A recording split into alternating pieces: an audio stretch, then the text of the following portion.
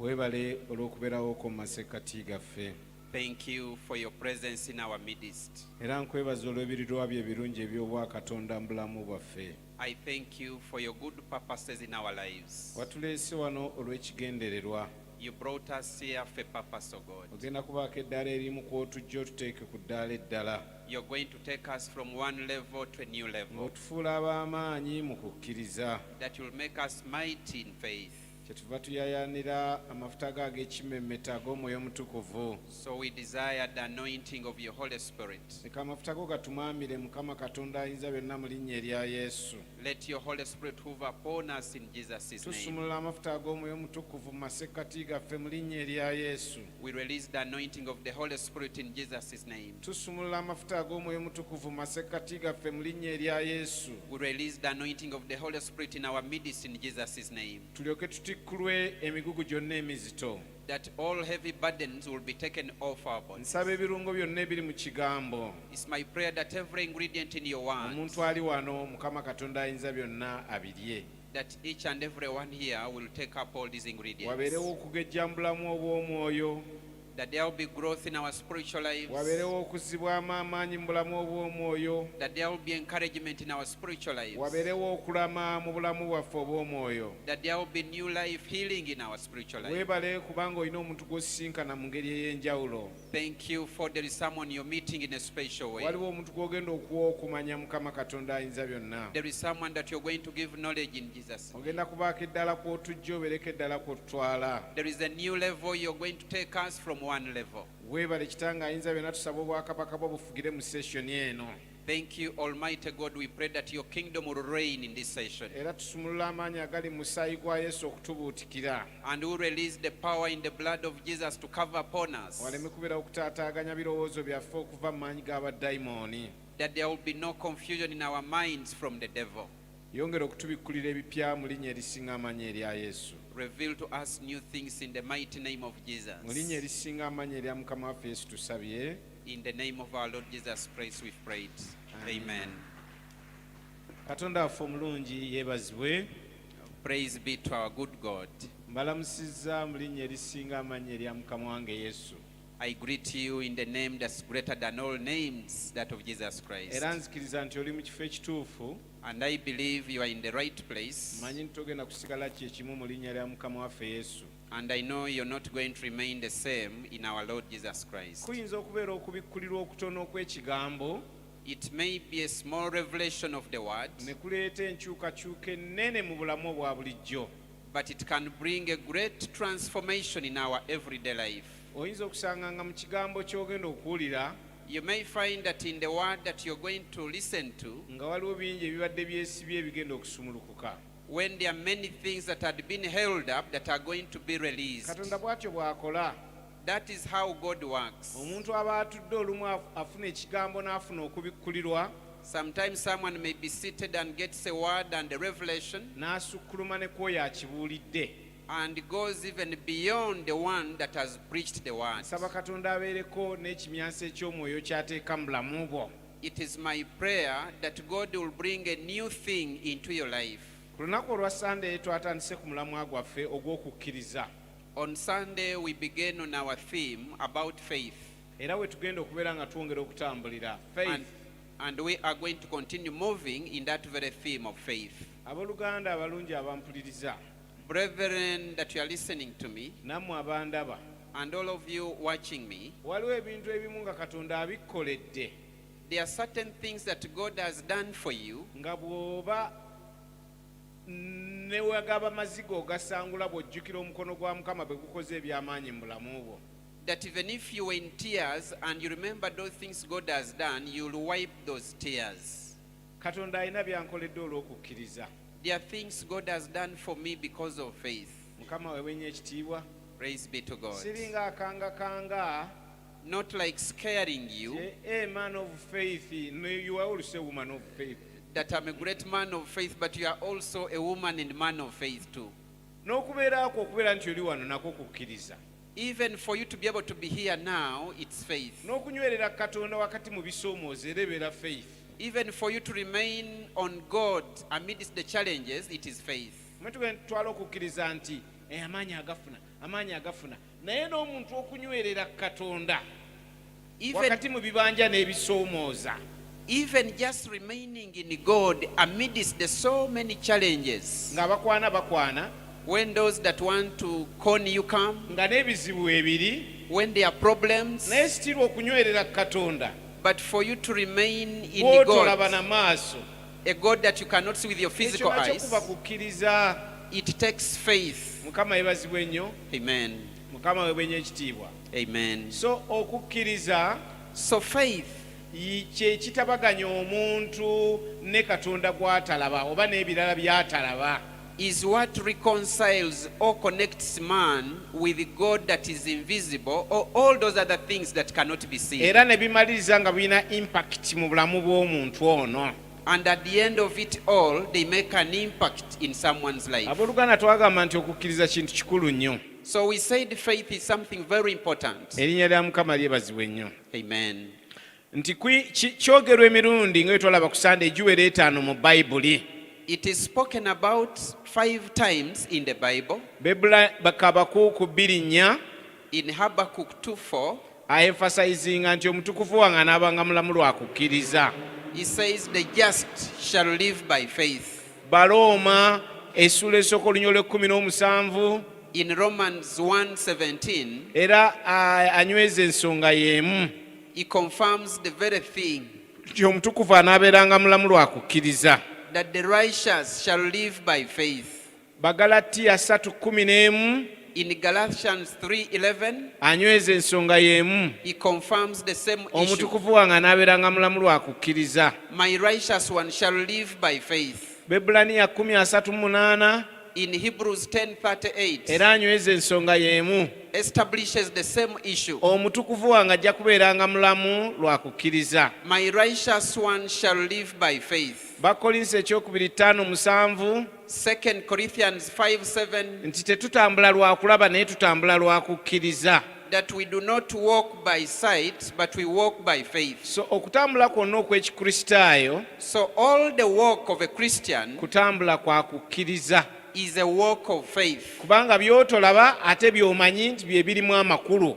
Because the things that are invisible to you are the things that you know are of greater value to you. By'otolaba by'oteekako ennyo amaanyi era ne bimaliza nga bikoze eby'amaanyi mu bulamu bwo. You focus on the invisible things, and when you focus on them, they make a change in your life. Era Bayibuli eraga And the Bible shows, obanga osomye Bebulaniya 10:5 when you read in Hebrews nti 11:5, awatali kukkiriza tosobola kusanyusa Katonda. that without faith it is impossible to please God. Awatali kukkiriza tosobola kusanyusa Katonda. Without faith it is impossible to please God. So bw'oba waakuleeta simayiro ku kyenyi kya taata, So if you're going to bring a smile upon the face of our Father, omutima gwo gusooka kujjuza kukkiriza. your heart must first be filled with faith. Bebulaniya 4:2 In Hebrews 4:2, nti n'ekigambo kye baawulira tekyabagasa and the word they heard was of no value to them, kubanga tebaakigattamu kukkiriza. because they did not put faith into it. Ekigambo kye baawulira tekyabagasa.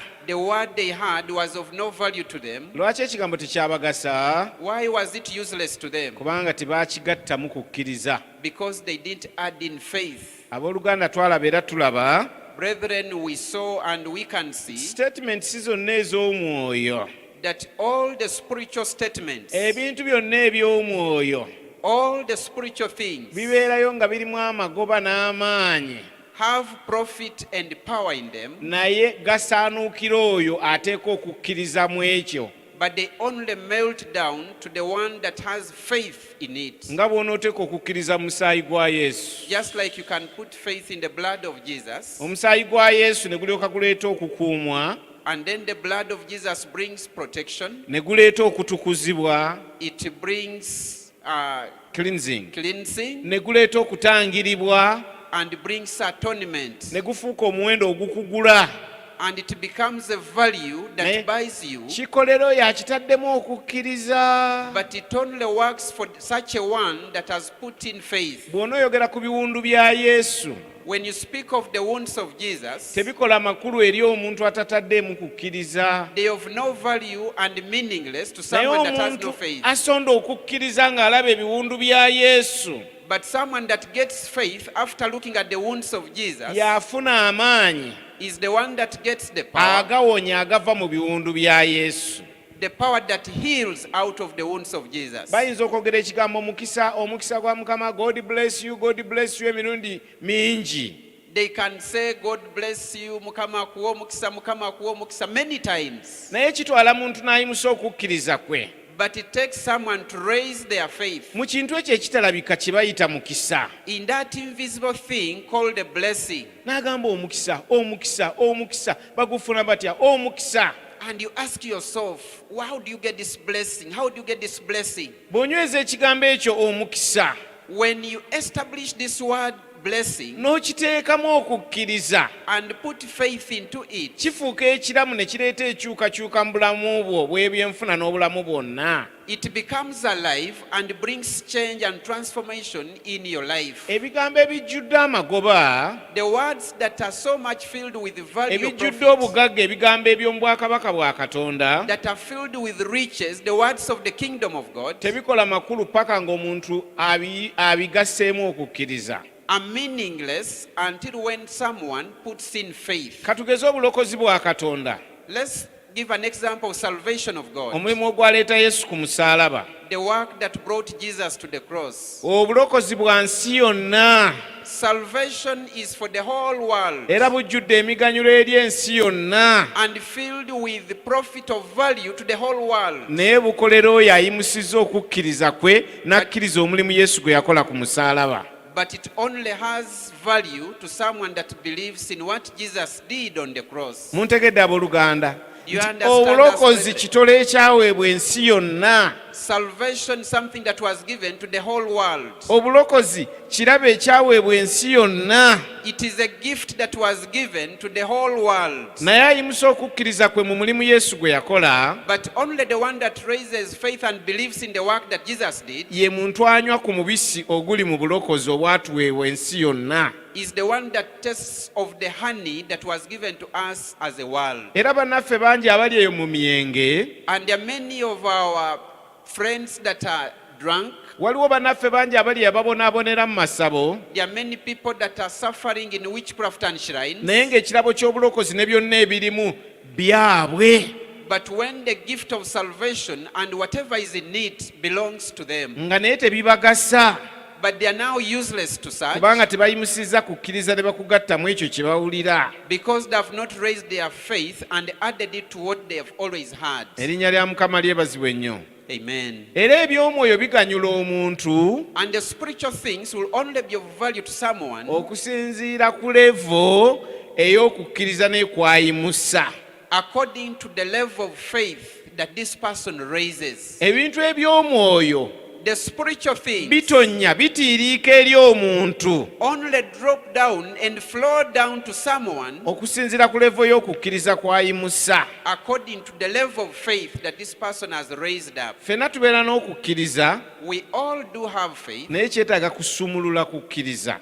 but it requires faith to be released. Amaanyi agakola ebyamagero weegali, The power that works miracles is available. amaanyi agaleeta enkyukakyuka. The power that brings transformation. Naye nga bw'olaba ekizikiza nti kisobola okutawaanya omuntu mu nnyumba paka ng'ataddeko switch. But like you see, darkness can become a problem someone in the house until when they switch somewhere. Mukama agulumizibwe nnyo. Praise So be to kyenva God. nkukutira owooluganda That's why I encourage you, brethren, okwongera okuyimusa era okusumulula okukkiriza kwo to continue raising and to release your faith mu facts ennyingi. in the so many facts. Katonda afaawewo ekitiibwa.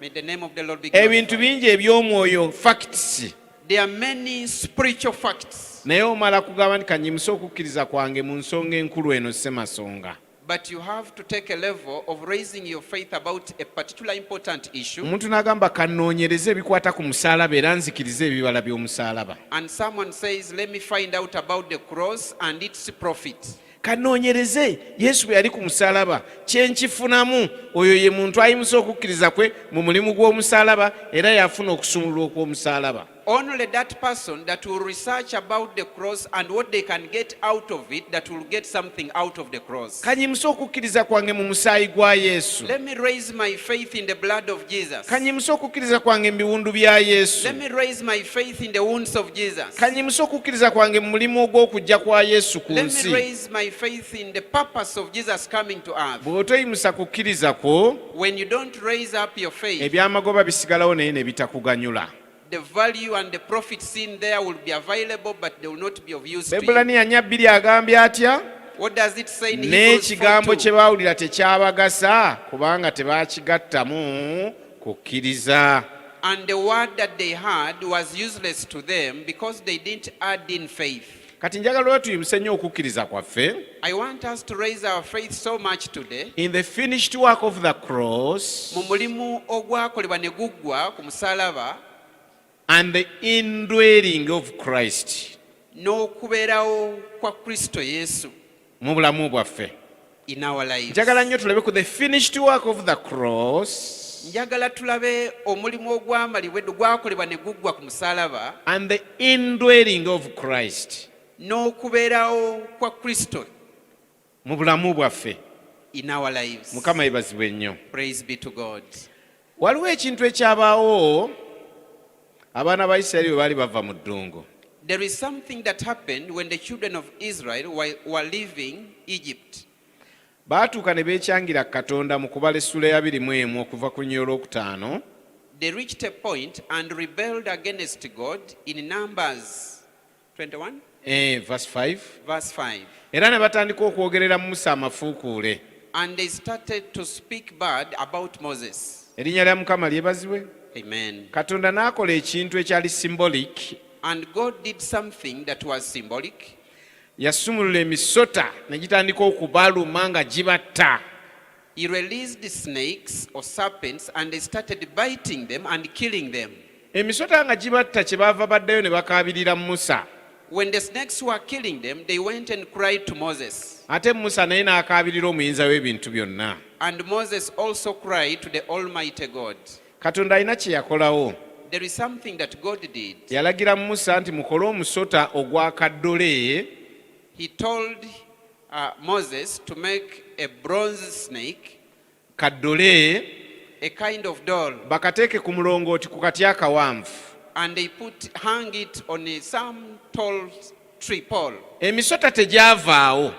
The snakes didn't leave, Naye buli musota gwe gwalumanga, but everyone that was bitten by the snake, bwe yaddukanga n'atunuulira kaddole kali ak'ekikomo akali ku muti, when he went and looked at the bronze snake, the doll that had been put on a pole, gye yakomanga okutunula yafunanga okuwonyezebwa. the more they looked at it, the more the healing came upon them. Muwulidde abooluganda? Do you hear this, brethren? Emisota egiruma tegyavaawo. The snakes that were biting them didn't go away. Naye abantu baafuna ekyokuddamu mu bizibu byabwe nti bwe baatunuliranga omusota ogw'ekikomo baafunanga okutaasibwa. But the answer to their pain was to look at the bronze snake, and that was their saving moment. Kati Yesu bwe yajja So when Jesus came, mu Yokaana essula ey'okusatu, Yokaana Enjiri, in the Gospel of John, chapter 3, akanyiri awo konna ak'e15 awe watyo, and verse 15, around 15, ye yayogera n'aga nti nga Musa bwe yawanika omusota ogw'ekikomo mu ddungu, he said, like Moses put up a bronze snake in the wilderness, n'omwana w'omuntu bw'atyo bw'agenda okuwanikibwa. and that's how the Son of Man is also going to be Era hanged. bonna abanaamutunuuliranga And all those that will look at him banaafunanga obulamu obutaggwaawo. will get eternal life. Abooluganda njagala tuyimuse nnyo okukkiriza kwaffe Brethren, I want us to raise our faith nga tuguteeka mu nsonga lwaki Yesu yajja, and put it in the purpose why Jesus came, lwaki Yesu yakomererwa. why Jesus was crucified. Gye tunaakoma okuyimusa okukkiriza kwaffe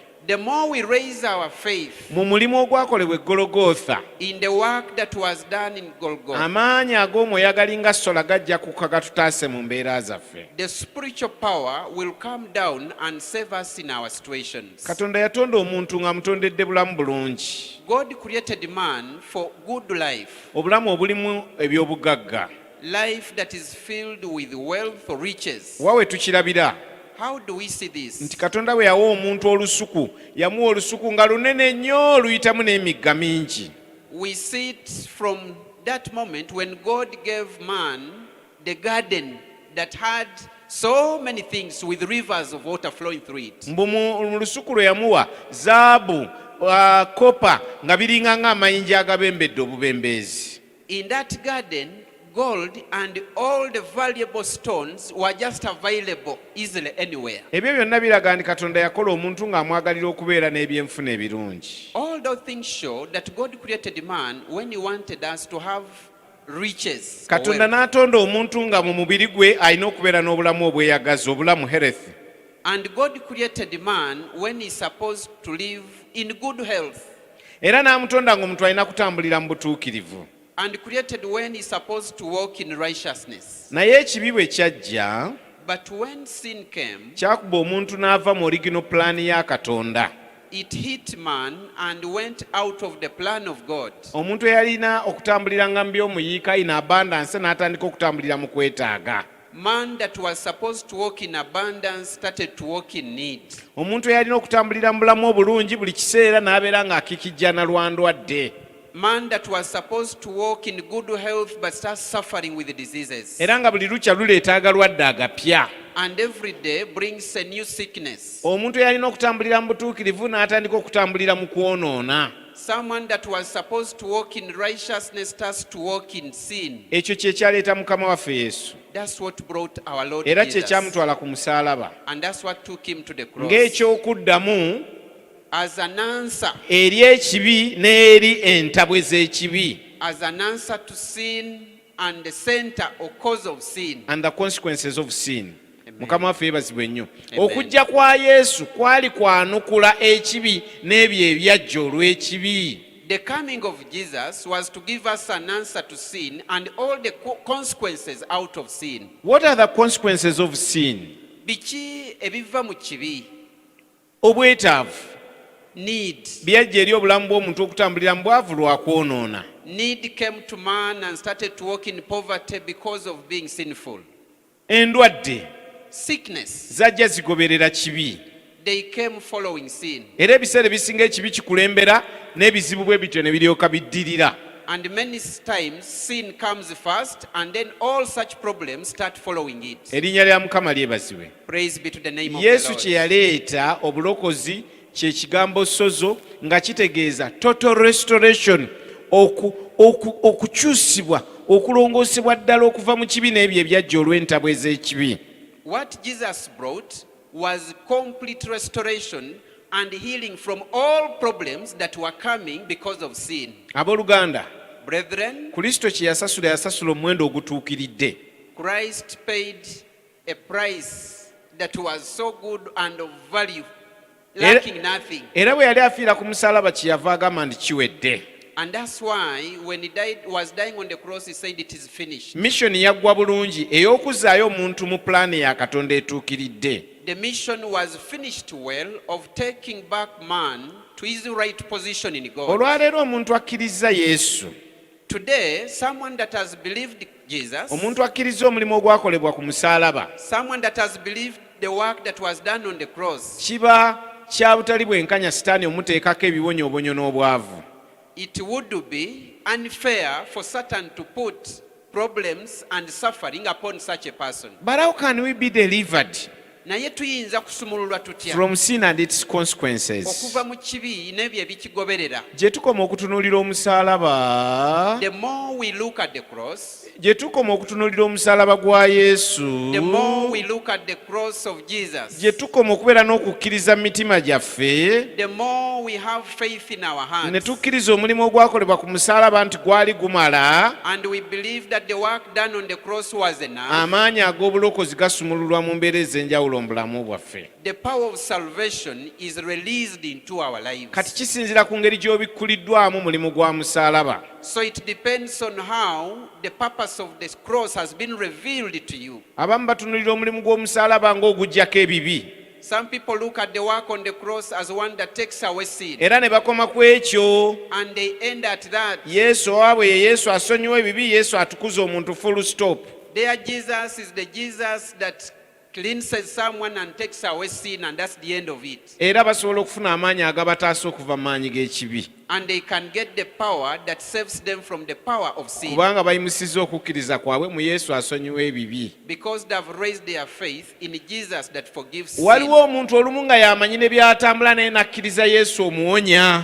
There is someone that knows how he walks, but when he believes in the God that heals, Era n'awonyezebwa and he gets healed, kubanga n'okuwona kitundutundu mu mulimu ogwaleeta Yesu. because healing is part and parcel of the purpose why Jesus came. Tulina abantu abategeera Yesu nga Yesu omugabirizi ng'ekyo ky'amanyi. We have people that understand Jesus as the provider, and that's what they know. Era weesanga ng'olumu afuna obugabirizi And you find that many times they get provision, kubanga awo wayimusizza okukkiriza kwe. because that's where their faith is. Abooluganda, Brethren, tuyimuse okukkiriza kwaffe let us raise our mu faith mulimu ogwakolebwa ku musaalaba in the work that was done on the ng'omulimu cross, ogwatuukirira as the work that was mu kuggyawo ne byonna ebyajja mu bulamu olw'entabwe y'ekibi. to take away every consequence of sin. Abooluganda, waliwo ebiruma Brethren, there are some things that are painful. nti Katonda bwe yatutonda yatuwa obuyinza ku bintu byonna ne ku byennyanja.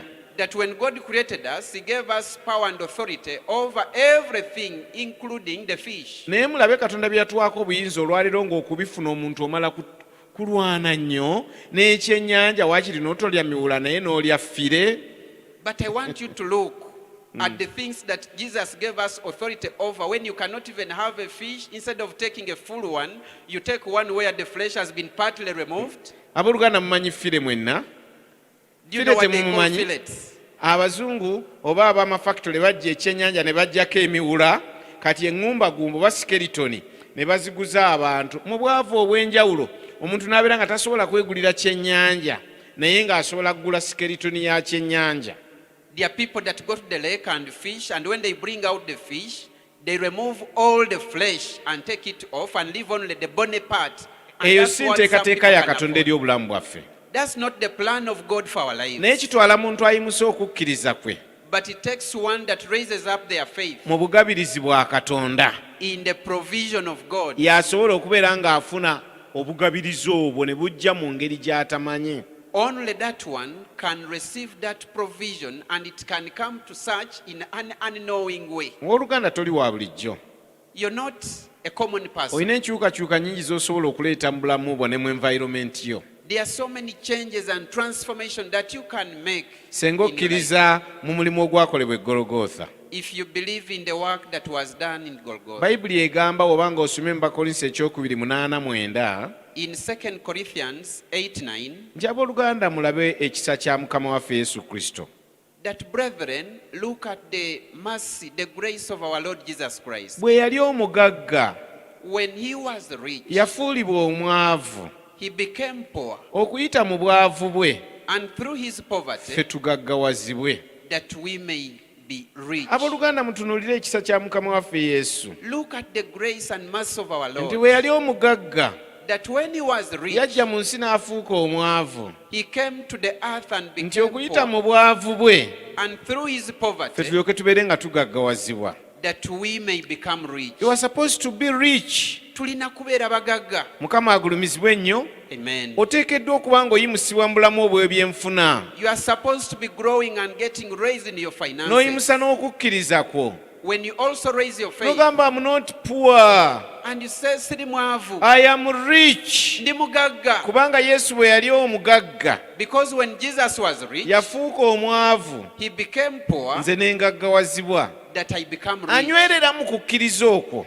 Who has that faith? I am rich, I am rich, I am rich. Ndi mugagga, ndi mugagga, ndi Olw'obwavu mugagga. bwa Yesu I am rich. Ku lwa Yesu, ku lw'obwavu bwe ndi mugagga. Amaanyi gasumululwa ne gagobawo ebibadde bikulondoola eby'obwavu n'otandika okulaba nga by'okola biggondera. Power is released to you and you start moving when things around you are all easy. Nakugambye nti amaanyi g'okukkiriza mu mutima gw'omuntu The power of faith in someone's life ge gasumulula obukozi bwa Katonda mu nsi ey'omwoyo. is what releases the working of God in the spiritual world. Erinnya lya Mukama lyebazibwe. Praise be to the name of the Lord. Faith is a substance in one's heart. Faith is a substance in Oku- one's heart. okukkiriza kyekintu ekibeera mu mutima gw'omuntu, Naye nga kisumulula obukozi mu nsi ey'omwoyo. but when it can release the working or work in the spiritual world. Mujjukire ebintu byonna bisookera mu nsi ya mwoyo. Remember, all things begin in the spiritual. Okusumululwa kwonna n'okuyimusibwa kwonna n'okutaasibwa kwonna bisumululwa nga biva mu nsi y'omwoyo. Deliverance, prosperity are all released from the spiritual Naye world. omukono ogubisikambulayo But the hand that takes these things out of the spiritual gubeera mukono gwa kukkiriza okujjula mu mutima gw'omuntu. is a hand of faith that is filled in someone's heart. Ng'onoosanyusa Katonda, When you please God, ng'onoofuna ebyobwa Katonda, if you're going to get the godly things, omala kujjuza kukkiriza mu mutima gwo. you first feel your faith in your heart. How do we get faith? Tufuna tutya okukkiriza? Bayibuli egambye mu Balooma 10:17. The Bible says in Romans 10:17 Faith comes by hearing and hearing the word of God. nti okukkiriza kuva mu kuwulira era n'okuwulira ekigambo kya Katonda. Faith comes by hearing and hearing the word of God. Okukkiriza kuva mu kuwulira ate okuwulira ekigambo kya Katonda. Mukama agulumizibwe nnyo. Praise be to God. Bw'oddiŋŋana okuwulira ekigambo kya Katonda, When you repeatedly listen to the mu word layini eyo of God, mw'okiwuliridde, in that line in which you've heard it, nga mukoka bw'aleeta enfuufu, just like running water can come with dust, n'okukkiriza kujja olw'ekigambo kye tuba tuwulidde. even faith comes because of the word that we have heard. Era Bayibuli kyevudde egamba nti n'okuwulira ekigambo kya Katonda. And that's why the Bible says, hearing the word of God. Faith comes by hearing, not mere hearing, but hearing the word of God. Nti tekiva mu kuwulira buwulizi kintu kyonna, naye okuwulira ekigambo kya Katonda. Amaanyi ag'enjawulo gakola mu nsi. There is a unique power that works in the world. Waliwo abamu ng'ekibatawaanya maanyi ga kweraliikirira. There are some people when they are being disturbed by the power of worry. Abalala ng'ekibasumbuwa maanyi ga kutya. Others it is fear that's disturbing them. Naye Bayibuli egambye nti when it comes to faith, Bayibuli egamba nti bwe kituuka ku kukkiriza, okukkiriza kujja lwa kuwulira n'okuwulira ekigambo kya Katonda. it comes by hearing and hearing the word of God. Abalina ebizibu bayinza okuba abangi. Those with problems might be many. Naye abanaataasibwa abanaasulula amaanyi ga Katonda gakola ebyamagero beebo abanaafuna accumulation okwetuuma kw'okukkiriza mu mitima gyabwe. But those that shall be delivered from such trouble are those that are going to get the power that comes by faith. Nina olunyiriri olunsanyusa ennyo, There is a verse that I like so much. luli mu Lukka essula ey'omunaana. It is in Luke chapter 8, Okuva kanyiri akaana mu esatu paka kaana mu omunaana. from verse 43 to verse 48. Yesu yali ku lugendo Jesus was in a journey ng'agenda okutaasa omwana wa Yayiro. and was going to save the son of The daughter. Jairus, the daughter. Yayiro yali amugambye, Mukama wange nnyamba tugende osumulula omwana wange. Jairus had told him to go with him such that he can heal his daughter. Kati bwe yali ng'ali mu lugendo awo, When he was in the journey, ne zireeta omukazi yalina ekizibu kye. a woman came that had her problem. Nti omukyala yalina obuzibu ng'abadde n'ekikulukuto ky'omusaayi okumala emyaka 12. This lady had a problem. She had had a flow of blood for 12 years. Yabeera mu nsonga z'abakyala okumala emyaka 12.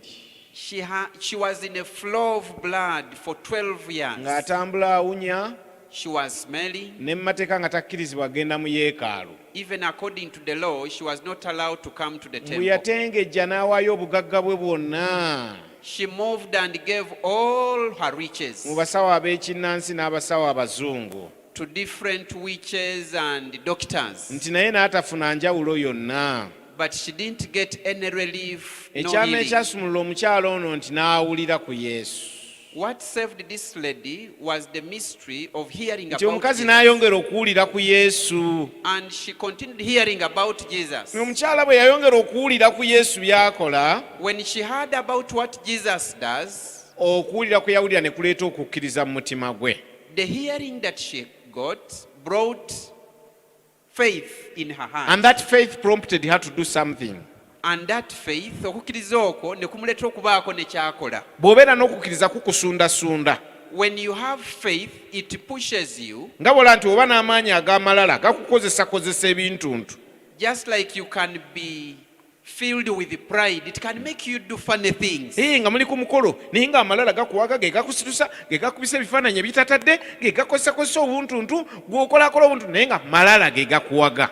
Pride can make you do so many things that are not fitting in a society, but when it's pride that's driving you, n'okukkiriza okujjudde mu mutima, even faith that has filled up in the it heart, can prompt somebody to do something. kusobola okuleetera omuntu okubeerako n'ebintu by'akola. Nti omukyala ono yamalirira mu mutima gwe This lady determined in her n'agamba heart genda nkwate ku kyambalo ky'omusajja ono. and said, I'm going to go and touch the garment of this man. That is faith speaking. Genda nkwate ku kyambalo ky'omusajja ono, I'm going to go and touch the garment era of bwe this man. naamukwatako ngenda kuwona. And when I touch him, I'm going to be healed. Omukyala n'agenda mpola. And so the lady moved Faith slowly. is driving her. Okukkirizanga kwe kumuvuga. N'atandika okuwaguza mu basajja. And she went through men. Okukkirizanga kwe kumuvuga. Faith was pushing her. N'akola ekyali kitakkirizibwa religiously. And did something that was unacceptable in the religion. Mu byeddiini nga toyinza ku mukazi kusemberera musajja wa Katonda bw'atyo. Religiously, as a woman, you couldn't come so close to a The man of power God. of faith prompted her to do something. Naye amaanyi g'okukkiriza gaamuvuga ne gamuleeta okubaako ne kyakola. Paka lwe yagenda n'akwata ku Yesu be. Until when she touched Jesus. Immediately. Amangu ago. Yali ng'ataddeko switch y'amaanyi ga Katonda okukola. It was like switching on the power of God to work. Yesu n'alyoka agamba ani ankutteko? And then Jesus said, Who has Abanga ani touched me? ankutteko? Who has touched me? K'abatume be nti ku namungi w'omuntu ono akwetoolodde akunyigiriza ate obuuze nti ani akutteko? And the apostles were like, among these so many people around us, can you ask who has touched you? Yesu n'agamba nedda mpulidde omuntu nga nkwatako. And Jesus said, I felt someone touch me. A touch of faith is always different. A touch of faith. Okumebwako okwokukkiriza kuba kwa njawulo. Newankubadde abaali bamunyigiriza baali bangi. Though there were so many people that were pressing against him, Naye okukwatako okwava mu faith but the touch that came out of faith kwe kwasumulula taapu y'amaanyi ga Katonda ne gakolera omukyala ono. is what released the power of God to work for this lady. Mukama agulumizibwe nnyo. Praise be to God. Yasumulula okukkiriza n'agamba ngenda kukikola ngenda mukwatako. She released her faith and said, I must touch him. N'olwekyo newankubadde abamunyigiriza mu luyogaano baali bangi, Even if there were so many people pressing against him in the crowd, naye okukwatako okwava mu mutima ogujjudde okukkiriza kwe kukwatako okwaleeta enjawulo taapu n'esumulukuka. but the touch that was filled with faith that touched him and brought the releasing of the Spirit. Erinnya lya Mukama lyebazibwe nnyo. Praise be to the name of the Okukakana Lord. ng'omukyala awonye. And at the end of it all, the lady was healed. Yesu yamugamba bw'ati, This is what Jesus told her. genda owonere ddala ng'okukkiriza kwo bwe kuli. Go and be healed completely just like your faith is. Ani yawonya omukyala ono? Who healed this lady? Was she healed by Jesus? Yes, She was healed by her faith. yawonyezebwa okukkiriza kwe. Era Yesu yagambanga abantu bangi, And Jesus told so many people, okukkiriza kwo kukuwonyezza. your faith has healed you. Okukkiriza kwo kwe kukikoledde. Your faith has worked it out. Mukama agulumizibwe. Amen. Yalinga gatowaayiriza nze. Okukkiriza kwo kwe kukikoledde. Don't say it's me, it's your faith that has done it for you. Abeetaaga bangi, There are many people in need. ababonaabona bangi, There are many people naye suffering. abo bokka abakola olukwatako olw'okukkiriza be bajja okufuna okusumululwa. But only those that do a touch of faith are the ones that will be delivered. Katonda tajja kukomwako lwa maziga go mangi. God will not be touched by your so much tears, Ajja kukomwako lwa kukkiriza okufuutuse mu mutima gwo. but will be touched by the faith that comes out of your heart. Abooluganda waliwo bingi ebiyinza okukolebwa mu bulamu bwo. Brethren, there are many things that can be worked in your Singa life oyimusa okukkiriza. if you raise your faith. Tandika okuzimba okukkiriza. Begin to build In faith the finished work of Calvary. mu mulimu ogwakolebwa e Calvario. Mukama yeebazibwe nnyo. Amen. Otandika okutunuulira ng'omusaalaba bw'oti ng'oli mu ddiiro lyo. And start to look at the cross when you're in a sitting room. Ogambe nti awo ebyange byonna we byaggweera. And you say in your heart, everything of mine was finished there. Ne bw'otoba na kifaananyi kyagwo, Even when you don't have its physical picture naye there, osobola okutunuulira omusaalaba omuddiŋŋana.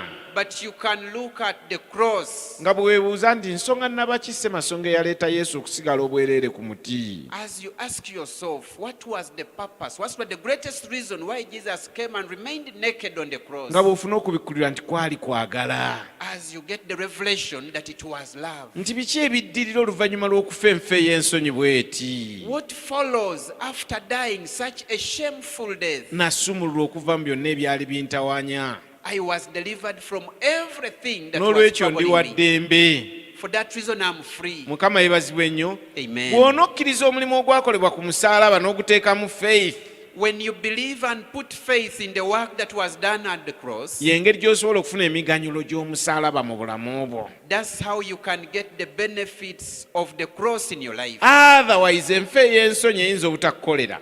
Without that, that shameful death may not do any work for you.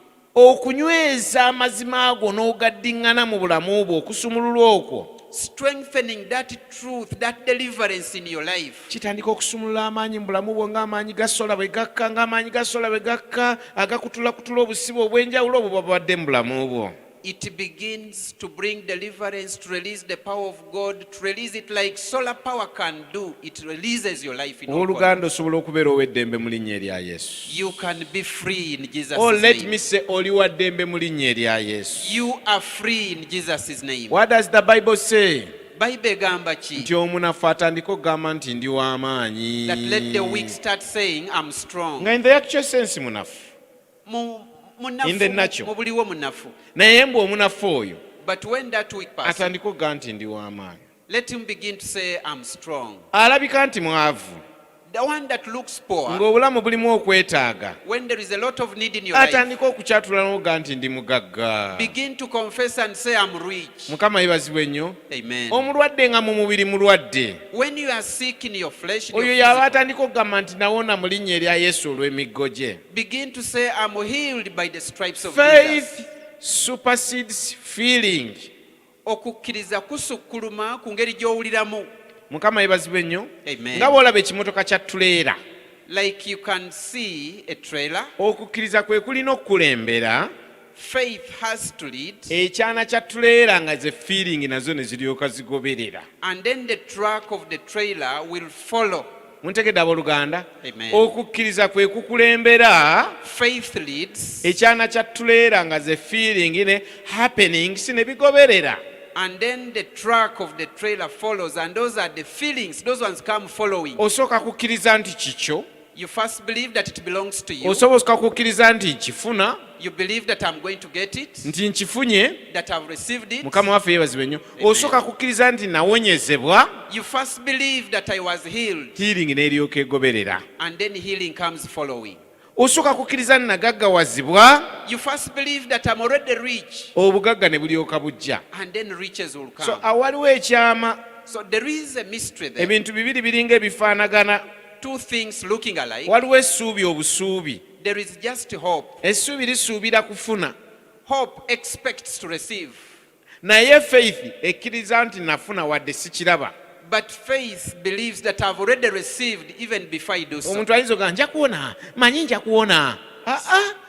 Hope does not bring results.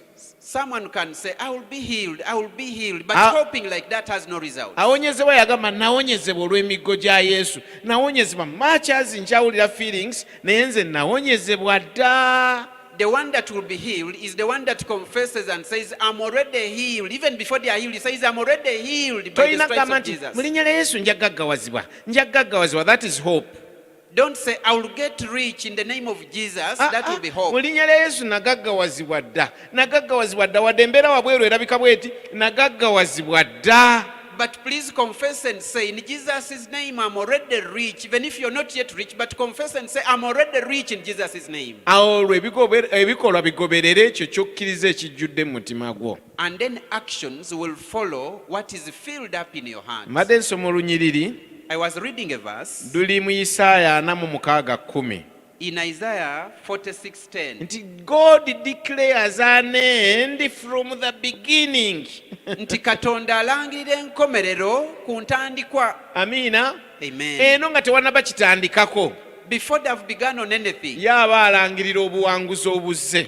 For him is declaring the victory that has already come. bw'olinda obulinzi n'okusuubira, When you only wait with hope, okusuubira kwo kukyongerayongerayo ne kukubeesabeesa. hope keeps on pushing it forward to comfort you. Omwogezi omu yagamba nti hope is a better comforter.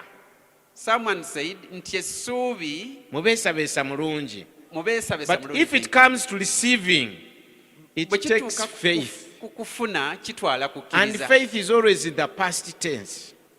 Faith is always in the past. Kyaggwa dda, nasumululwa dda, It is nayimusibwa already mu finished. linnya lya Yesu, I'm already nafuulibwa healed. wanjawulo, nagaggawazibwa. I'm already rich. Gy'okoma okinywereramu, The more you establish that, kireeta enkyukakyuka mu bulamu obwa bulijjo. it brings change in your everyday life. Owooluganda, Brethren, yongera okutunuulira omulimu gwa Yesu enkaliriza. continue to look keenly at the work of Jesus. Era nga bwe tuyimba nti ku musaalaba egologoosa ebyange byonna byaggwa. It Yes. is a finished deal. Just like we sing that it was finished at the cross, it was finished. Gy'okoma okuddiŋŋana okiwulira, The more you repeatedly hear this, gye kikoma okubeera ng'amaanyi gatokota mu mutima gwo, the more its power boils in your heart, era amaanyi gatandika okuleeta ebibala ebirabikibwako. and that power starts to bring physical Feelings fruits. and results will just follow. Feelings and results will follow. Will follow the fact of faith in your heart. Bigoberera okukkiriza okuli mu mutima How gwo. do we get faith in our hearts? Tufuna tutya okukkiriza mu mitima gyaffe? Hearing and hearing the word of God, hearing the promises of God, hearing. Okuwulira ekigambo kya Katonda, okuwulira ebisuubizo bya Katonda, okuwulira, N'olwana ne ky'otegedde and you fight with what you've already known paka lwe kyalula ebibala. until when it releases fruits. Mukama waffe yeebazibwe nnyo. Amen. Nze nina engeri gye nkulabamu eyinza okuba nga teri nga ggwe bwe weeraba. There is a way I see you, not the way you see yourself. Oyinza okweraba nga feiriya, You may see yourself as a naye failure, nze ndaba muwanguzi atudde mu maaso gange mu linnya erya Yesu. but I see a champion, a victor sitting before me in Jesus' name. Oyinza okuba nga weeraba ng'omukkiriza owa bulijjo, You may see yourself as an ordinary believer, nga nze ndaba muweereza agenda okubuna amawanga ng'atambuza enjiri y'obwakabaka bwa Katonda. but when I see a minister that's going to move all over nations preaching the gospel, Era ebimu ku bikulinze and some of the things waiting for you by'ebisaawe by'ennyonyi abaana gye bagenda okukwaniriza n'ekimuli. Ate- Great preacher yazze. at the airports where they are going to welcome you with flowers that a Mumanyi great preacher has omubulizi come. ow'amaanyi nga yazze? You know when a great preacher has come, Wabayo obwana obutoototo bwe bambaza white ne kamutwalira ekimuli nga kamwaniriza. there are some young children that they dress in white and then they take a flower to welcome them. Ebyo bye bikukuumye. Those are the things waiting for you. Waliwo abamu wano nga bagenda kukola nga sironkyeze ez'amaanyi. There are some people here that are going to make great launches. Abanyweza okukkiriza Those that strengthen their faith, balwadde ki ne balaba ebibala by'okukkiriza. at the end of it all, they will get the fruits Naye of faith. otandika kirabira eno. But you begin to see it from now, N'obeera n'okukkiriza kw'okkiriza olw'omwana wo. and you get some faith for your child. Omwana ali mu top class, Your child in top class, naye okukkiriza ne kukuleetera okumulaba ng'ayambadde gawuni ku graduation day. but your faith can make you see that child in a graduation gown. Mukama yebazibwe nnyo. Amen. Osobola okubeera n'okukkiriza era nga weeraba n'omwana wo mwambuka ku lusozi ku graduation day ne maama awogodde ne gomesi mukyala wo mugenda omwana bwe yeeyogeza wano bapaakinzeewo zaaba officials mugenda omwana gw'oyimusizaako okukkiriza akyali mu nassale. You can have such a kind of faith where you can see yourself walking with your daughter or your son at the graduation day. Mukama yebazibwe nnyo. Amen. Amen. Hallelujah. Amen. Osobola okulaba embaga y'omwana wo You can see the wedding of your daughter. naye ng'omwana wo akyali mu pitu. But when your daughter or son is still in Naye primary, ng'olaba olunaku olw'amatendo but you're seeing a glorious day, kafukamira mu maaso nebba waako bakuleetedde keeki. kneeling before you with the husband, bringing a cake to you. Kakasuka ekimuli mbu kakasukira abasingoozi. She's throwing the flower to the singles behind. Bazina amazina ag'enjawulo ennyo beetooloola And they are keeki. dancing as they rotate around. Naye nga gw'olaba akyali muto. But the one you're seeing in that way is still Mu young. byennonozo by'obwakatonda In the spiritual principles, ky'onyweza mu kukkiriza What you establish in faith ge maanyi agasumulula okkibangawo n'okkituukiriza mu buliwo. is the power that will bring it to pass and bring it to happen in the physical. Naye ffe ekizibu kye tuba nakyo, But the problem that we do have, olulwala otandika kulaba ntaana, when you get sick, you start seeing the grave. olulwala omuntu atandikirawo okulaba amalaalo ge, When you get sick, you start looking at your grave. alaba lunaku lwa kuziikwa kwe, You see the day when you're going to be buried. ng'atumya mangu okulaama. So you start making a will. Naye osobola okubeera ku ndiri, But you can be on your sick naye bed. ng'olaba osituse otandise okukola emirimu gya Mukama egy'amaanyi. But you see yourself moving around doing mighty works of God. Abayita be bagamba ku luno taluyitako. It is only those that pass around that can say, this time we don't think she will survive. We don't Naye think gwe she will ng'ogamba survive. nga David, But when inside of you, you are like David, sigenda kufa, I'm not naye going to ngenda die. kuba mulamu era nnangirira emirimu gya Mukama. But I will live to declare the works of God. Amagombe gaali gamwetoolodde wonna, He was surrounded by heads. naye ng'agamba, But he I was am not going to die, in the city far. but I will live and declare the goodness of the Lord. Naye nja kubeera mulamu nangire obulungi bwa Sigenda Mukama. kufa, I will not naye die, ŋŋenda kubeera mulamu. but I will live. Ne bwe naba ntambulira mu kiwonvu kya kisiikirize kya lumbe, Even if I walk through a nze shadow of death, sigenda kutya kabi konna. I'm not going to fear any Nze evil. mmanyi ekigambo kimu, I know one word, nti obulungi bwe n'ekisa kye bigenda kumbeerera ba escorts. that your mercy and goodness are going to be my I am escorts. rich, I will not die poor. Ndi mugagga, sigenda kufa nga I will ndi mwavu. not die a tenant. Sigenda kufa nga The mpangisa. Lord God is making me rich and abundant in all aspects of life. Katonda angaggawaza mu buli nsonda yonna ey'obulamu. Si yagambye nti omunafu agambe nti ndi w'amaanyi. Isn't he that says, let the weak say I'm strong? Yagamba Abulahamu He told nti Abraham okuva n'olwaleero that from today, erinnya lyo terigenda kubeera Abulaamu. your name will not be Abram. Njagala weetume Abulahamu, ekitegeeza nti taata w'amawanga amangi. I want you to call yourself Abraham because you're going to be a father of many nations. Bw'akigamba namukadde, The one is telling these words, a very old man, ataliimu mbavu erabika egenda kufuula amawanga mangi kuva mu ye. with no strength to make many nations Katonda out of amugamba him. okuva n'olwaleero erinnya lyo liyitibwe nga Abulahamu. But God says from now, Taata let your name be w'amawanga Abraham, amangi. the father of many nations. Bannange laba omugumba oli bwe yakakola. See how this Barenimaani barren man did it. bw'akyusa erinnya lye Changed his name. ne kirangirirwa nti amunolonga Abulaamu, And it was declared that I I'm am no taata longer- w'amawanga. I'm the father of many nations. Era ne batandika okweyitanga ne mukyala we, And they started to call him together with his wife. owange gwe taata w'amawanga. Father of nations. Taata w'amawanga, Father of nations. taata w'amawanga. Father of nations. Nga bano ekifaanana nga mokare, And it looked like mockery. nga kiringa kyabwewusa. It Namukadde akaddiidde mu bugumba. A very old barren man. N'erinnya ne likyuka ne batandika omwa taata w'amawanga. And they start calling him the father of nations. Bwe kiyinza okufaanana ku bamu ku mmwe, That's how it may look for some of ng'ensi you. naawe wennyini obadde weerabanga omwavu. When you've been looking at yourself Naye as ffe a poor tukulabe person. ng'omugagga era tukuyite ng'amannya ag'ekigagga. But we will see you and call you rich man, rich lady, rich woman. The more you accumulate that faith in your heart, Gy'okoma okwongera kukukkiriza okwo mutima gwo, kyokoma okukubakuba byonna barriers ebiba bisibye obulamu bwo. the more you'll strike all those barriers that are binding your life. Ogenda okulaba ng'okungulira wootalootangako nti oli kungulira. And you'll find yourself reaping in places where you never dreamed that you would Ogenda reap. okulaba ng'aliwo emikisa egyereeta gyokka. You find there are blessings that just come by their own. Oli mugagga mu linnya erya Yesu. You're rich in Jesus' name. Wawonyezebwa mu linnya erya You Yesu. were healed in Jesus' Emiggo name. gya Yesu n'ebiwundu bya Yesu byakuwonya dda. The stripes and wounds of Jesus healed you Oba already. omunafu ayatula nti ndi w'amaanyi, If the weak confesses that I'm strong, n'owa omusaayi omulwadde kayatule nti mponyezebbwa mu linnya erya Yesu. even the one that is sick confess that I'm healed in Jesus' name. N'ow'ebirondoola leka ayatule nti nagaggawazibwa dda mu linnya erya Yesu. Even one that is poor, please confess The that I'm rich more in you Jesus' name. apply faith, Gy'okoma okuteeka okukkiriza mu is the nkola, more you release power from above. gy'okoma okusumula amaanyi agava mu ggulu. Nabagambye nga tutandika, I told you at the beginning, obulokozi bwa Yesu yabugulira nsi yonna. the salvation that was brought to us was bought for all of us by Jesus. Naye abakkiriza But those that be believe bafuna enkyukakyuka mu bulamu bwabwe. are those that get change or transformation in their Ate lives. n'enkyukakyuka bazifuna kusinziira ku wa wakkiririza.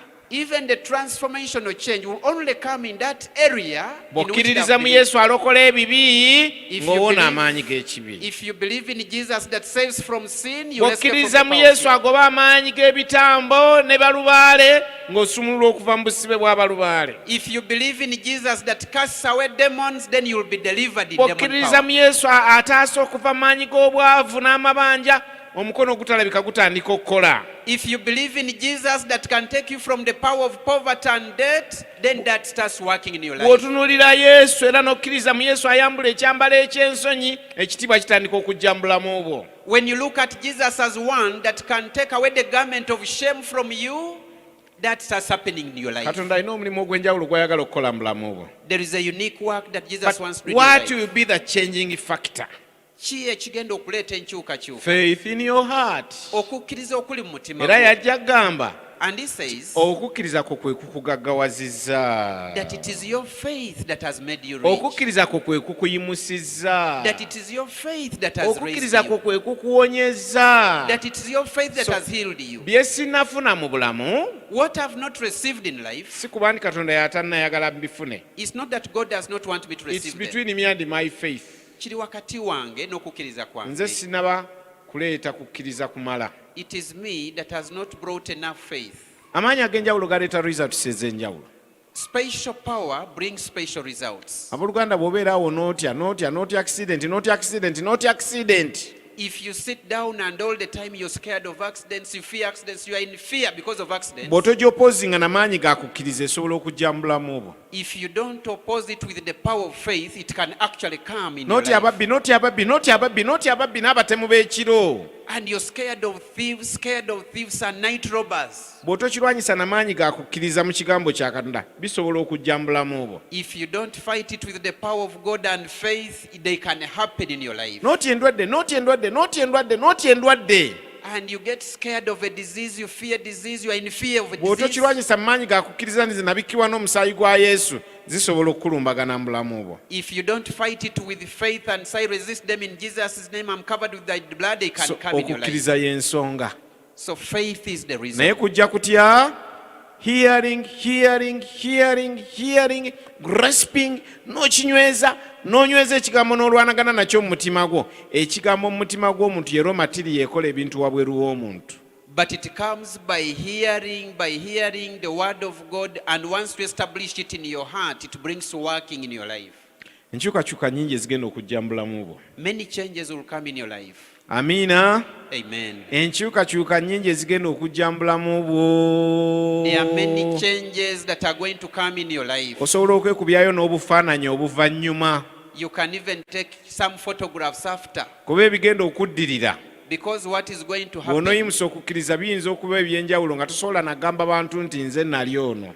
can be so unique, so different that people cannot believe when you tell them I was Bwe like this. tuyimusa okukkiriza omukono gwa taata gutandika okukola mu bulamu bwaffe. When we raise our faith, the hand of our Father starts to work in our lives. Bwe tutabeera mu kukkiriza amaanyi serubwatula gasigalayo ne tusigala n'obwetaavu bwaffe. When we are out of faith, that almighty power will remain in the heavens. Waaliwo and ayina not work. enjegere naye nga zisumululwa mu linnya erya Yesu. There is someone that is on chains, but when they are being broken, Waliwo in abadde Jesus' name. n'obusibe naye nga bukutukakutuka mu linnya erya Yesu. There is someone that has been bound, but everything is being broken down in Jesus' Nzikiriza mu name. bulokozi obw'omulimu ogw'omusaalaba. I believe in salvation by the work on the cross. Mu musaalaba gwa Yesu nasumulwa okuva ku kikoligo ky'obwavu. In the cross of Jesus, I was delivered from the curse Mu of poverty. musaalaba gwa Yesu nasumulwa okuva mu ndwadde n'ebirwadde. I was delivered from diseases and all sickness. Mu musaalaba gwa Yesu nasumulwa okuva mu jjoogo lya Sitaani lyonna. In the cross of Jesus, I was released from all the stubbornness of the devil. Era ndi mu kulaba bulungi bwa Mukama mu nsi y'abalamu. And at a level of seeing the goodness of the Lord in the world of the Omukono living. ogutalabika gutandika okukola eby'amaanyi ebirabika. The invisible hand starts to do mighty things in the Era physical. enkyukakyuka nnyingi ezijja mu bulamu ezijja okwewuunyisa. And there are many changes that come in life that will amaze you. Erinnya lya Mukama lyebazibwe. Praise be to the name of the Tugenda Lord. kusaba mu kiseera kino.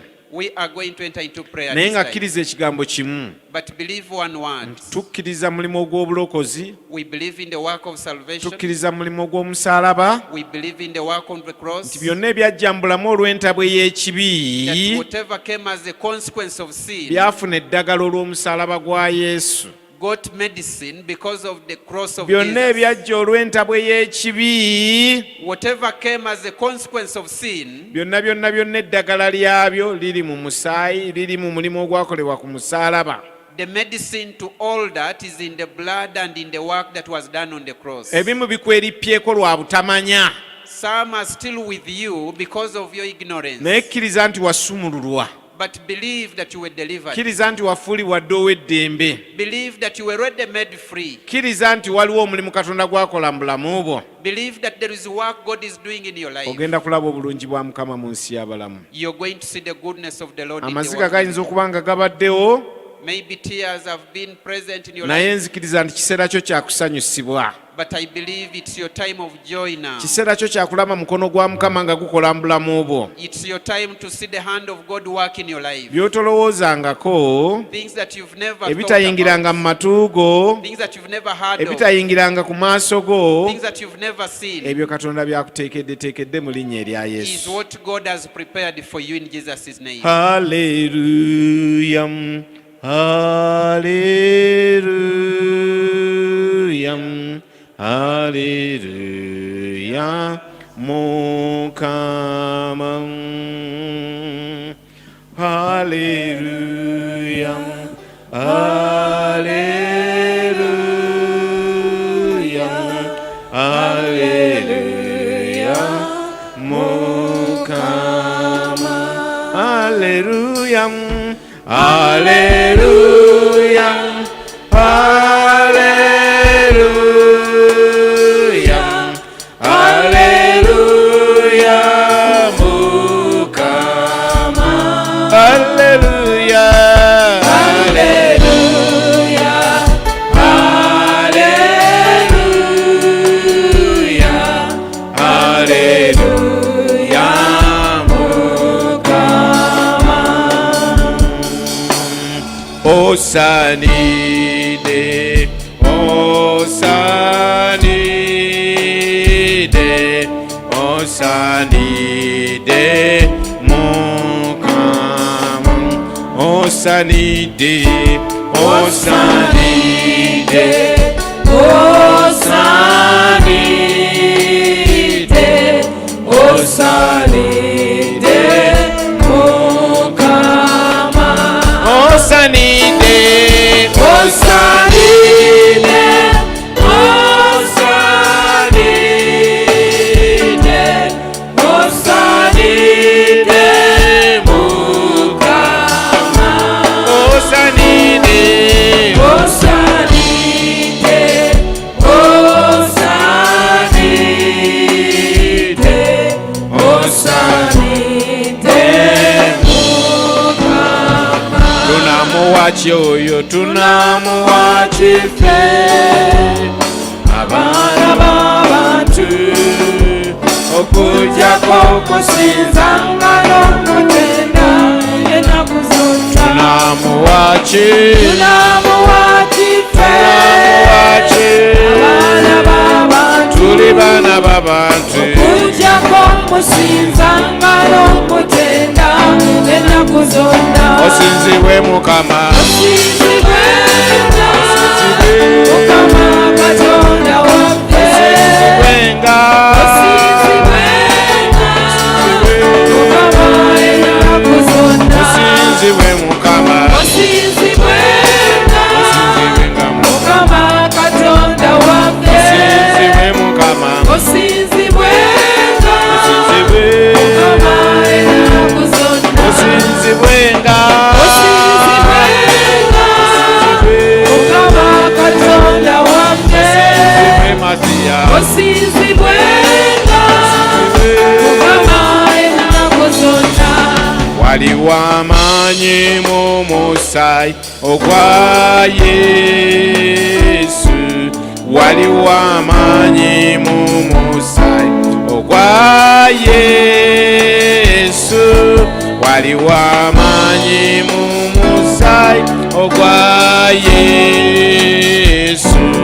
wekututukuza yimba omusaayi omusaayi ogwa Yesu haleluya omusaayi ogwa Yesu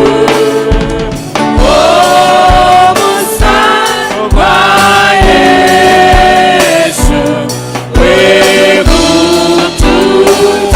wekututukuza yimba omusaayi omusaayi ogwa Yesu haleluya omusaayi ogwa Yesu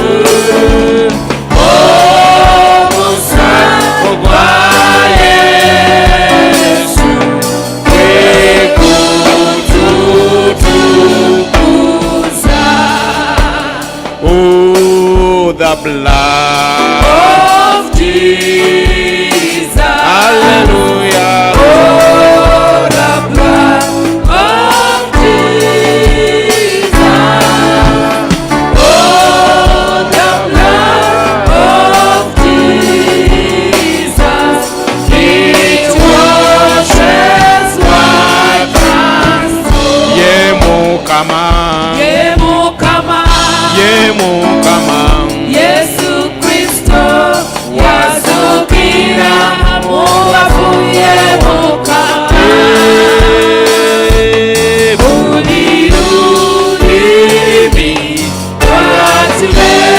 lwatuleti Yesu ye Mukama ye Kabaka ye Kabaka ye Kabaka Yesu Kristo yazukira mubafu ye Kabaka buli lulimi lwatuleti Yesu ye Kabaka haleluya haleluya haleluya Yesu Kristo yazukira mubafu haleluya buli lulimi lwatuleti Yesu ye Mukama. Tandika okusaba mu kiseera kino yimusa eddoboozi lyotandika okwogera ne Mukama.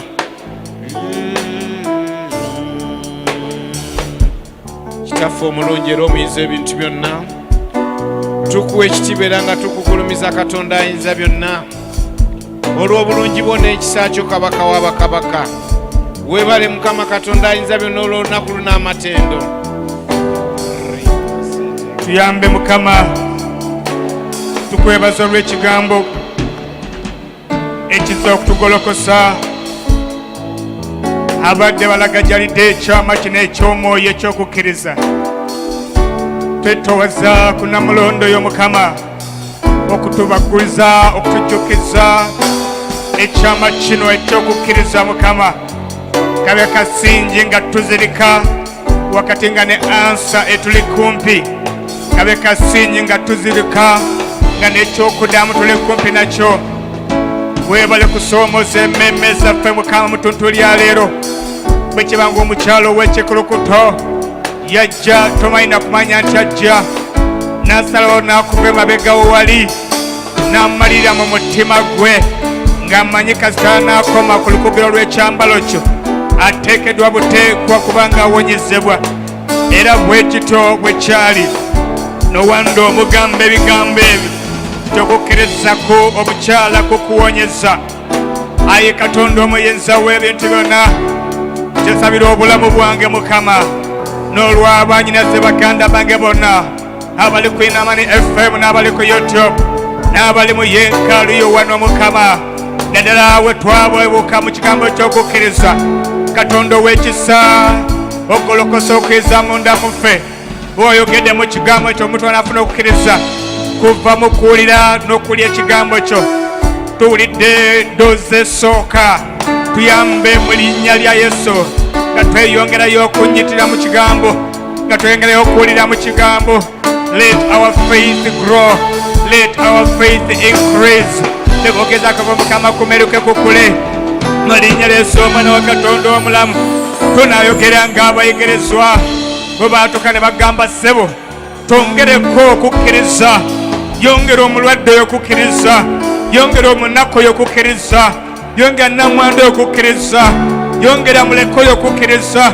Ngamba omuntu ayetaaga kapito nga tamulina, Mukama twongereko okukkiriza. Omuweereza awulira okutandika kulonkinga alubamu ye naye nga talina ssente, twongereko okukkiriza. Omufumbo oyo Mukama awulira ng'abiringa ebizitoye, mwongereko okukkiriza. Atandika okwatula bisoboka, ayatula ebisoboka, ng'ayatula Mukama nga bwakkiriza Katonda omulamu, Katonda w'ebyawandiikibwa, so si ye byalowooza. Tujja ku level ya feelings, tujja ku level y'amaaso. Ogedde mu kigambo kyo Mukama, we should never walk by sight, we should walk by faith, we should never walk by sight. By sight nothing is good, by sight nothing is good. By sight we are in the lack, by sight we not have enough, but by faith we have enough. By faith we are victorious, by faith we are triumphant, by faith we can make it in Jesus' mighty name. Njikira omwana wa Mukama Dawudi ng'agenda okulumba olusozi olwa Goliathi, agende wa Goliathi. Goliathi ng'alina ebyokulwanyisa ebinene, Goliathi ng'aliko ekigambo kya experience, Goliathi ng'atadde abanene wansi okumala ebbanga. Dawudi n'agamba, gweno Goliathi oli lusozi lunene, naye nkulumbira mu linnya lya Yesu. Nga bw'oli ntoli mukomole, nkulumbira mu linnya lya Yesu, nkulumbira mu linnya lya Yesu. Katonda wange oli wa byewuunyo, wakubisa omuntu alina ebyokulwanyisa, ng'okosa envuumulo y'ejjinja. Dawudi kasa yakwesiga n'omega n'akuba tageti wakati mu kyenyi kya Goliathi. Nsabira abaana bo bano Katonda omulamu, wabeewo omuntu anaayimusa okukkiriza, omuntu anaagolokoza okukkiriza, akube tageti omulabe we, akube tageti embeera ye, akube tageti ekimusoomooza, akube tageti kyamufulako okufuuka ekyalaga ng'ekyamaanyi. Muni Yesu omwana gw'erega, Bayibuli egamba nalaba omubi ng'agulumidde ng'omuti ogwasiba ku ttaka lyagwo, omubi ng'agulumidde, omubi ng'alinga ali ku ttaka lyagwo, ng'alinga talina mutaasa okumunyenyako. Bayibuli egamba namunoonya ne simulaba, n'ezo embeera ezigulumira nezisakatira nezibanga ezitagenda kuvaawo. Waliwo embeera egulumira, waliwo embeera egulumira nebanga etagenda kuvaawo, waliwo endwadde ejja nebanga egenda okutta omuntu, waliwo obunaku obujja n'obwavu, omuntu abanga atalikyuka nga talikwata ku ssente, waliwo embeera erumba pangisa n'abanga atalizima maka ge, n'abanga atagenda kusomoka okuva mu bupangisa, waliwo embeera erumba singo n'abanga ataliwasako, ataligenda okunakola kaddaali. Naye Bayibuli egamba bwe namunoonya omulabe, bwe namunoonya ne simulaba. Katonda w'ebyawandiikibwa tewakoma kubikola Mukama mu kitabo kya Yobu, okyabikola mu linnya lya Yesu. Bwe kiba ng'omuti gwalinga ng'ogwajja okubeerera, gwalinga ng'ogwajja okuwamba, gwalinga ng'ogwajja okuwamba, naye bwakya bulwo n'okyusa ebyafaayo, bagenda okunoonya omulabe nga takyaliwo. Nyimusa abasajja n'abakazi abato ban'embeera ez'enjawulo, omuli embeera y'endwadde nga bw'oli omulamu, omuyinza w'ebintu byonna n'emmemme zaffe nga bwe ziri ennamu. Leka omulwadde oyo mu linnya lya Yesu ave ku kitanda, ayambale amaanyi mu bukongovule bwe, ayambale amaanyi mu magumba ge, ayimuse okukkiriza mu Kristo Yesu, akkirize Katonda gw'awulidde, ekigambo ky'awulidde, akkirize amaanyi agali mu miggo ejjakuba Kristo. Era ne kaakano mbyogera bino nga naye ayatula okukkiriza kwe, ng'ayagala okukkiriza kwe, ali ku ndiri, ali ku kitanda, naye ng'agamba mu linnya lya Yesu, nyambala amaanyi mu linnya lya Yesu. Obukongovule bwange bwambala amaanyi, amaaso gange leero ganaalaba, amatu gange ganaawulira mu linnya lya Yesu. Bayibuli egamba olunaku lumu mu ssaawa y'omwenda ey'emisana nti Peetero ne Yokaana ne batambula ogenda mu yeekaalu ey'okusabiramu, baabagenda ne basanga omusajja omulema alikuwankaki n'abeekaliriza amaaso bambi ng'asobera banamukwatira ffeeza. Bayibuli esomesa Petero n'amwekaliriza n'amugamba omusajja tetulina kyetwandikuwa tetulina ffeeza ey'okuwa naye tule kyetulina. There is something we have. Waliwo kyetulina tabalina ffeeza naye balina okukkiriza nga bakkiriza mu linnya erya Yesu nga bamugamba mu linnya lya Yesu Omunazaalesi tambula. Mu linnya lya Yesu Omwana wa Katonda, amaanyi agali mu linnya lya Yesu ngasaba mu ddakiika zino nga wamatuka gye geekwese gaveeyo mu kigambo okusumula abaana ba Mukama abageetaaka abalema batambule mu linnya lya Yesu. Obulema n'okuzimba ebyabuliwo n'eby'omu mwoyo abantu ba Mukama batebwe mu ddakiika zino. Katonda ow'amaanyi tusumula ekisa kya Katonda, tusumula amaanyi ga Katonda wakati ng'ogolokosa okukkiriza mu linnya Yesu Omwana gwandiga. Buli muntu akkiriza ekikolebwa leka kikolebwe. Akkiriza buli akkiriza ng'ali mu kanisa wano ng'akkiriza mu kikolebwa leka kikolebwe. Ali ku rediyo ng'akkiriza kikolebwa leka kikolebwe. Bakole nga bwe bakkiriza. Buli muntu nga bwakkiriza oba mukola Mukama akkiriza okwonyezebwa kaakano leka kimuweebwe. Muli Yesu Omwana gwendiga akkiriza okuva mu ppangisa olw'amaanyi g'ekigambo kya Katonda leka kimukolerwe.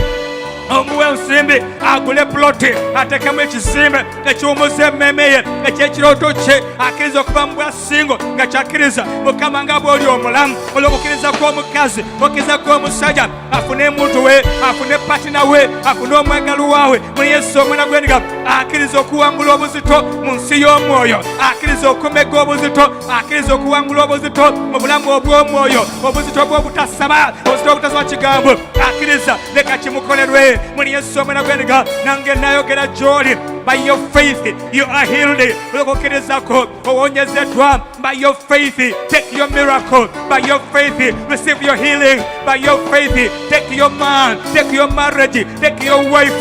By your faith in Jesus' name receive your capital in the name of Jesus in the storehouse of heaven. By your faith go in. By your faith go in. Walk straight in the storehouse of heaven. In Jesus' name, pick what you want by faith, by faith, by faith. Use the heavenly currency and buy and receive and buy whatever you want. In Jesus' name, walk in by faith. Aine kizimba leka kibule by faith, leka kibule kisanewo. Yesu Omwana gwendiga alwadde mu ndira, alwadde mu lubuto, alwadde amagumba, aina pressure, aina sukali, aina ekiwanga leka kiwone by faith. Kkiriza emigo gya Yesu, kkiriza amaanyi agali mu linnya lya Yesu, kkiriza kisoboka, kkiriza kikolebwa. Kyatule langira ekyamagero, langira okonyezebwa, langira ebyamaanyi, langira capital, langira kampani yo ey'amaanyi, langira obuweereza bwo nga buliko ekisa, nga buliko amafuta, langira kyoyagala kyogere ng'okitonda.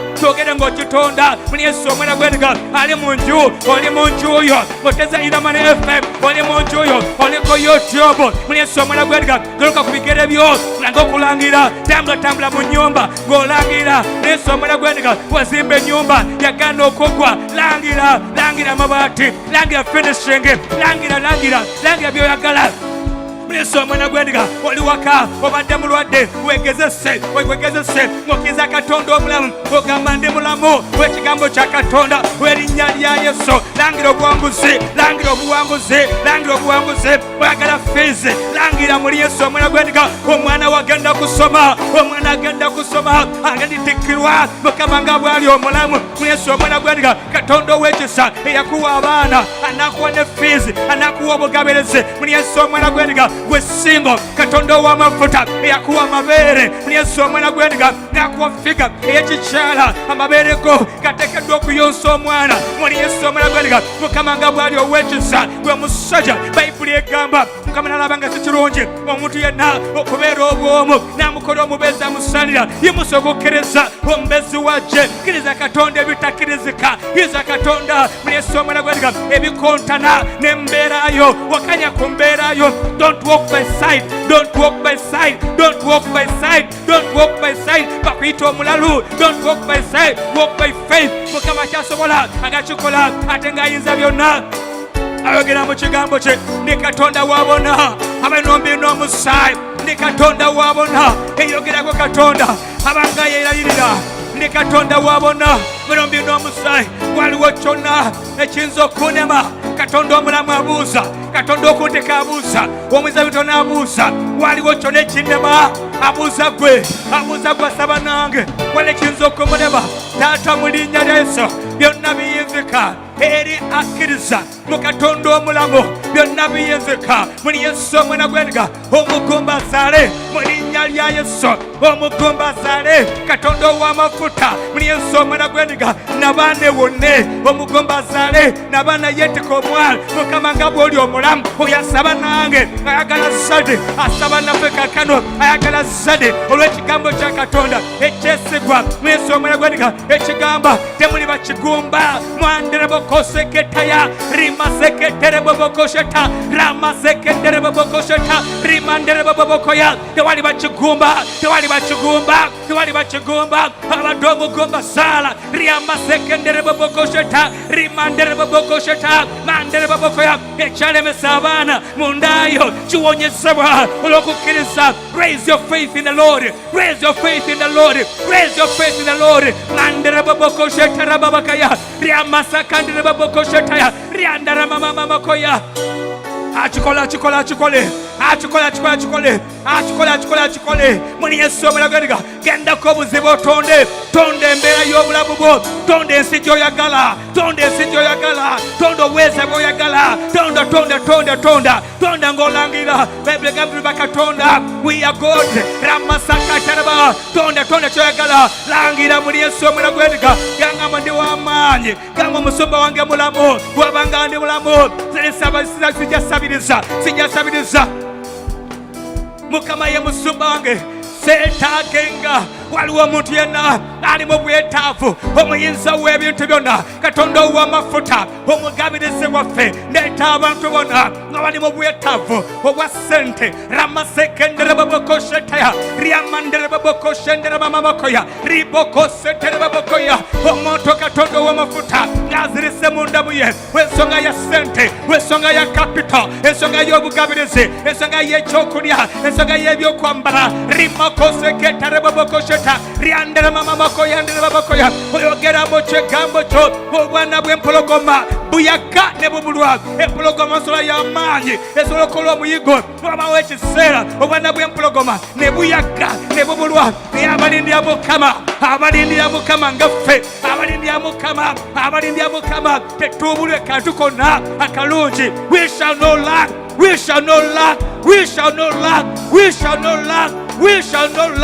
Yesu omwana gw'endiga Mukama ye musumba wange seetaagenga bwe naabadde yeetaaga.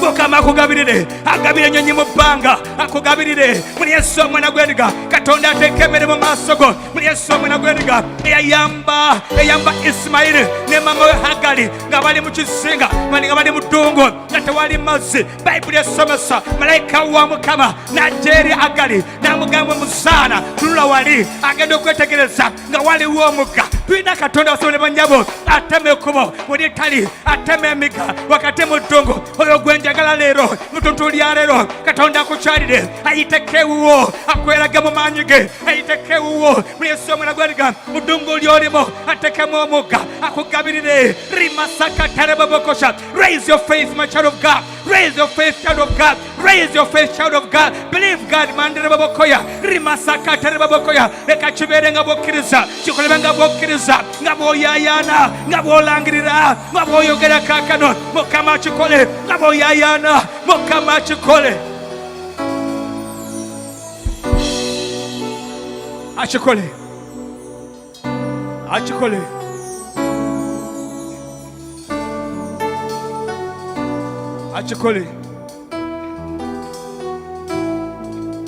Lord, I believe all things are possible. I believe all things are possible. There was that chorus. We are winding up. Just in a minute.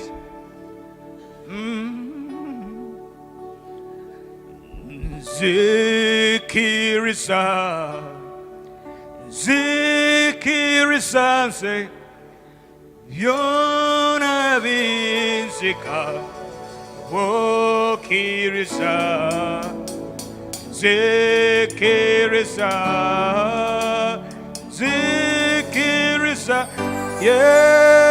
byona binzika okiriza. Lindako leto weyo mukama w'omukisa bagenda okuwaayo mu nyumba yo mubeeremu emmere w'omukisa ogenda okutambula mu mirembe gyonna mpaka omulembe ogwokuna, omukisa okutereza ensi y'omwoyo n'ey'omubiri. Bagazi yenna abagenda okuweera ku online, buli muntu nga bw'awaddeyo sanyusa emmeeme ye mu Kristo Yesu. Tuyimba kayimba kano just a minute, then tugende jangu oweeyo mu linnya lya Yesu. Nzikiriza nawe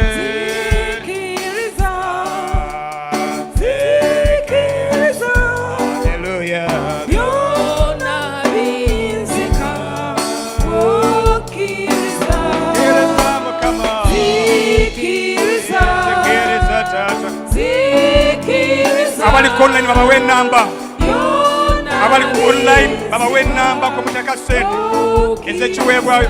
Kiriza mukama zikiriza zikiriza byona binzika okiriza kiriza mukama zikiriza kiriza tata zikiriza byona binzika okiriza zikiriza tata zikiriza zikiriza mukama zikiriza byona byona binzika okiriza zikiriza tata zikiriza zikiriza zikiriza byona binzika okiriza. haleluya. Bisoboka era mukama agenda kukola ebyekisa mu linnya lya Yesu. Twebaza Katonda olw'omuweereza we omusomba Nelson Paul Zinda, mukama akutukolere bulungi, akongere yongere okusiikiriza mu linnya erya mukama waffe Yesu.